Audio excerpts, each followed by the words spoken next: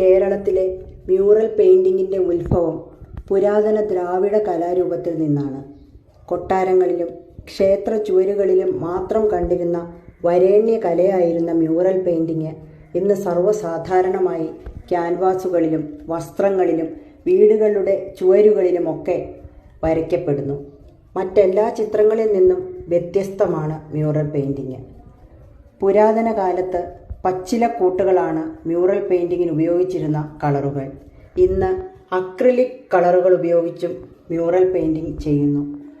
ശ്രീ പൂർണ്ണത്രയീശൻ്റെ തിരുസന്നിധിയിൽ ശ്രീകൃഷ്ണ ജയന്തി ദിനത്തിൽ നടന്ന ഭഗവാൻ ശ്രീകൃഷ്ണൻ്റെ 50 വിവിധ ഭാവങ്ങളിലുള്ള മ്യൂറൽ പെയിൻറ്റിങ്ങിൻ്റെ ദൃശ്യക്കാഴ്ചയാണിത്. വളരെ മനോഹരവും ഭക്തിസാന്ദ്രവുമായ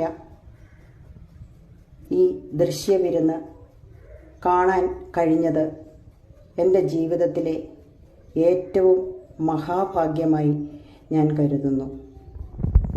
പൂർണ്ണത്രയീശൻ്റെ തിരുമുമ്പിൽ നടന്ന ഈ ദൃശ്യവിരുന്ന് അനേകം കലാസ്വാദകരെ അവരുടെ ഹൃദയത്തിലേക്ക് മ്യൂറൽ പെയിൻറ്റിൻ്റെ അതിവിശിഷ്ടമായ ആ ചാതുരി ആവാഹിക്കുവാൻ കഴിഞ്ഞു എന്നതിൽ സംശയം